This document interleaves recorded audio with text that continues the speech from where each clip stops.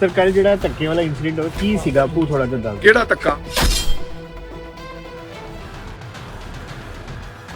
ਮੇਰਾ ਲੀਡਰ ਆਇਆ ਪਹਿਲੀ ਗੱਲ। ਮੈਂ ਕਿਸੇ ਸਾਥੀ ਨੂੰ ਮਿਲਾਉਣਾ ਉੱਥੇ ਵਾਰ-ਵਾਰ ਫੜ ਕੇ ਬਾਹੋਂ ਮਿਲਾਉਂਦੇ ਜੀ ਉਹਨਾਂ ਦੇ ਸੀਆਰਪੀਐਫ ਵਾਲੇ ਨੂੰ ਨਹੀਂ ਪਤਾ ਲੱਗਿਆ ਹੋਣਾ ਕਈ ਵਾਰੀ। ਜੋ ਮੈਨੂੰ ਲੱਗਿਆ ਵੀ ਉਹ ਕਹਿੰਦੇ ਸਾਨੂੰ ਲੱਗਿਆ ਜੀ ਕੋਈ ਹੋਰ ਬੰਦਾ ਆ ਗਿਆ ਧੱਕਾ ਮਾਰਿਆ। ਸੋ ਮੈਂ ਤਾਂ ਇਹੋ ਜਿਹੇ ਧੱਕੇ ਆਪਦੇ ਸਾਥੀਆਂ ਨੂੰ ਮਿਲਾਉਣ ਵਾਸਤੇ 50 ਵਾਰੀ ਹੋਰ ਖਾਊਂਗਾ ਔਰ ਇਹਦਾ ਮੈਨੂੰ ਗੁੱਸਾ ਵੀ ਕੋਈ नहीं है।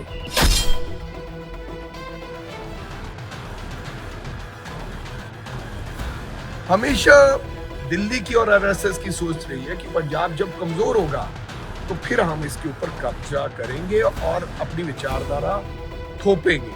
इसलिए काले कानून लाए गए किसानों वाला। फिर किसानों ने लड़ाई लड़ी पगड़ी वाले सरदार ने और लड़के वो जीते। अब ये जो फैसला आया है कि एक हेलमेट पहनो, ये हमारा हेलमेट नहीं है, लेकिन सरदारों के लिए जो पगड़ीधारी हैं, जो सिख हैं, अगर वो पगड़ी बांध रहा है तो उसके लिए ऑप्शनल होना, उसके लिए बिल्कुल ये नहीं होना चाहिए कि वो हेलमेट पहने। तो वो अपनी सरदार अपनी पगड़ी, उनका एजेंडा है, इसको समझना पड़ेगा। जो खेती कानून आए इसमें भी एक बहुत बड़ा राज था कि पंजाब को तोड़ा नहीं जा सकता। अगर आर्थिक कमजोर हो जाएगा पंजाब तो फिर हम तोड़ देंगे। आप आज बहुत से गरीब लोग धर्म परिवर्तन कर रहे हैं, आपने देखा होगा। अलग अलग मैं नहीं कहना चाहूंगा क्योंकि मैं सेकुलर सोच का आदमी हूं कि किस धर्म में जा रहे हैं, कहाँ गरीब लोग बेचारे, क्योंकि ऐसी स्थिति पैदा की। हमेशा दिल्ली की और आरएसएस की सोच रही है कि पंजाब जब कमजोर होगा तो फिर हम इसके ऊपर कब्जा करेंगे और अपनी विचारधारा थोपेंगे। इसलिए काले कानून लाए गए किसानों वाला। फिर किसानों ने लड़ाई लड़ी पगड़ी वाले सरदार ने और लड़के वो जीते। आज फिर कभी पानी का मुद्दा उछाला जा रहा है कि एसवाईएल का पानी जाएगा वाया, इधर उधर से काम करवाने की कोशिश जा रही है, उसमें कानूनी हथकंडे अपनाए जा रहे हैं। अब ये जो फैसला आया है कि एक हेलमेट पहनो, ये हमारा हेलमेट नहीं है, ये हमारे गुरु ने हमारी सुरक्षा के लिए अपनी जब सेना तैयार करी तो उन्होंने कहा कि ये भी पहनना बहुत जरूरी है। इससे ना केवल ये सरदारों का चिन्ह है, इसके साथ साथ ये हमारी सुरक्षा भी करता है, पगड़ी करती है। तो मेरे को लगता है कि इस प्रकार का ये कहना, हाँ ठीक है आप पहनाइए जिसको हेलमेट पहनाना, लेकिन सरदारों के लिए जो पगड़ीधारी हैं, जो सिख हैं, अगर वो पगड़ी बांध रहा है तो उसके लिए ऑप्शनल होना, उसके लिए बिल्कुल ये नहीं होना चाहिए कि वो हेलमेट पहने। वो अपनी सरदार अपनी पगड़ी पहने। तो फैसला वापस लिया जाना। फैसला वापस क्यों? ऐसे गलत फैसले आने ही नहीं चाहिए। हमारी तो छोटी छोटी चीजों पे टिप्पणी करती है। सुना होगा जो जिस सरदार लड़के ने पगड़ी बांधी राहुल गांधी की, उसने क्या कहा? आईटी सेल ने कहा कि राहुल गांधी फला, उसने कहा कि केसरी रंग मैंने बताया तो उन्होंने माथे पे लगाया, कहते कि यही पहनूंगा। फिर उन्होंने क्या कहा? उन्होंने कहा कि आदरणीय पर मैं 32 देशों में जाकर पगड़ी सिखाता हूं।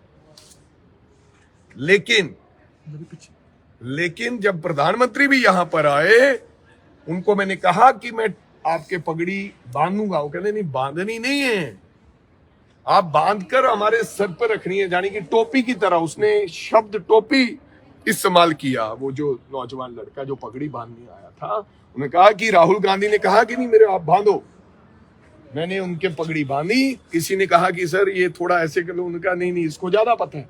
तो जो सम्मान किया एक साधारण व्यक्ति। मेरे को कहने का मतलब कि हर वक्त तोड़ मरोड़ के हर चीज को पेश किया जाता है। पगड़ी का बहुत बड़ा सम्मान है और राहुल गांधी ने इसलिए पगड़ी बांधी, नहीं तो साफा भी पहन सकते थे, नहीं तो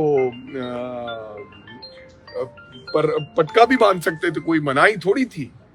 लेकिन मेरा सरकार से विनती है, गुजारिश है कि प्लीज ऐसा कोई चीज कानून नहीं बनाएं जिससे सरदारों की तौहीन हो और हमें लगे कि ये हमारे साथ धक्का और ज्यादती हो रही है। इसको फैसला वापस लेना चाहिए। सर अभी जो यात्रा चल रही है उसमें प्रबंधों को लेकर बात है। कल जैसे प्रताप सिंह बाजवा जी की नाराजगी सामने आ रही थी, तो ऐसा क्यों सामने आपने देख लिया, आप मीडिया के लोग ऐसे दोस्त हो, मेरे मित्र हो, आप लोग ऐसा काम करते हो, आपसे ये काम करवाए जाते हैं, मेरे को पता है, इशारों इशारों में मैं समझ जाता हूं, लेकिन आपसे ये करवाए जाते हैं। प्रताप सिंह बाजवा अभी मीटिंग में आए, आज तो राहुल गांधी आए ही नहीं। काय के लिए? जो रैली हम करने जा रहे हैं पठानकोट में, उसकी तैयारियों को लेकर आए। ये मीडिया, मेरे जो साथी हैं जिनका सरकार के बिना काम चल नहीं सकता, उन्होंने ऐसे कार्य और काम चलाने होते हैं। प्रताप सिंह बाजवा आए थे, आपने पूछा कि नाराज हो के नहीं हो? सर वो निकल गए। हाँ, तो फिर प्रताप सिंह बाजवा नाराज नहीं है। आपकी फोटो अभी करेंगे, नाराज होते तो नाराजगी तो बंदा सामने साबित करता है। ठीक है, थैंक यू सर। ਸਰ ਕੱਲ ਜਿਹੜਾ ਧੱਕੇ ਵਾਲਾ ਇਨਸੀਡੈਂਟ ਹੋਇਆ ਕੀ ਸੀਗਾ ਭੂ ਥੋੜਾ ਜਿਹਾ ਦੱਸ ਦਿਓ। ਕਿਹੜਾ ਧੱਕਾ? ਸਰ ਤੁਹਾਡੇ ਯਾਰ ਪਹਿਲਾਂ ਤਾਂ ਮੈਂ ਦੱਸਣਾ ਹੈ ਕਿ ਮੈਂ ਕੋਈ ਜੰਮਿਆ ਮਹਾਰਾਜਾ ਥੋੜੀ ਹੈ। ਮੈਂ ਤਾਂ ਧੱਕਿਆ 'ਚ ਹੀ ਜੰਮਿਆ ਸੀ। ਰਾਜੇ ਮਹਾਰਾਜਾ ਜਿਹੜਾ ਕੋਈ ਜਨਮ ਜਾਤ ਪੈਦਾ ਹੋਇਆ ਹੋਵੇ ਜਾਂ ਕੋਈ ਪਿਤਾ ਪੁਰਖੀ, ਕਿ ਮੁੱਖ ਮੰਤਰੀ ਦਾ ਮੁੰਡਾ ਹੋਵੇ, ਪੋਤਾ ਹੋਵੇ, ਹੋ ਸਕਦਾ ਉਹਨੂੰ ਧੱਕਾ ਨਾ ਵਜੇ। ਮੈਂ ਤਾਂ ਧੱਕੇ ਖਾ ਖਾ ਕੇ ਇੱਥੇ ਪਹੁੰਚਿਆ। ਮੇਰਾ ਲੀਡਰ ਆਇਆ, ਪਹਿਲੀ ਗੱਲ ਮੈਂ ਕਿਸੇ ਸਾਥੀ ਨੂੰ ਮਿਲਾਉਣਾ, ਉੱਥੇ ਵਾਰ-ਵਾਰ ਫੜ ਕੇ ਬਾਹਾਂ ਮਿਲਾਉਂਦੇ ਸੀ। ਉਹ ਉਹਨਾਂ ਦੇ ਸੀਆਰਪੀਐਫ ਵਾਲਿਆਂ ਨੂੰ ਨਹੀਂ ਪਤਾ ਲੱਗਿਆ ਹੋਣਾ ਕਈ ਵਾਰੀ, ਜੋ ਮੈਨੂੰ ਲੱਗਿਆ ਵੀ ਉਹ ਕਹਿੰਦੇ ਸਾਨੂੰ ਲੱਗਿਆ ਜੀ ਕੋਈ ਹੋਰ ਬੰਦਾ ਆ ਗਿਆ ਧੱਕਾ ਮਾਰਿਆ। ਸੋ ਮੈਂ ਤਾਂ ਇਹੋ ਜਿਹੇ ਧੱਕੇ ਆਪਦੇ ਸਾਥੀਆਂ ਨੂੰ ਮਿਲਾਉਣ ਵਾਸਤੇ 50 ਵਾਰੀ ਹੋਰ ਖਾਊਂਗਾ। ਔਰ ਇਹਦਾ ਮੈਨੂੰ ਗੁੱਸਾ ਵੀ ਕੋਈ ਨਹੀਂ ਹੈ, ਕਿਉਂਕਿ ਇਹ ਪਹਿਲੀ ਵਾਰੀ ਨਹੀਂ ਵੱਜੇ। ਜਦੋਂ ਛੋਟੇ ਛੋਟੇ ਹੁਣ ਤਾਂ ਲੀਡਰ ਬਣ ਗਿਆ, ਹਜੇ ਤਾਂ ਕੋਈ ਥਾਂ ਦੇ ਦਿੰਦਾ। ਜੋ ਕਰਦੇ ਸੀ ਪੁਲਿਸ ਮਾਰਦੀ ਸੀ 5-5 ਫੁੱਟ ਤੇ। ਦੂਸਰੀ ਗੱਲ, ਇਹ ਰਾਹੁਲ ਗਾਂਧੀ ਨੇ ਧੱਕਾ ਨਹੀਂ ਮਰਾਇਆ।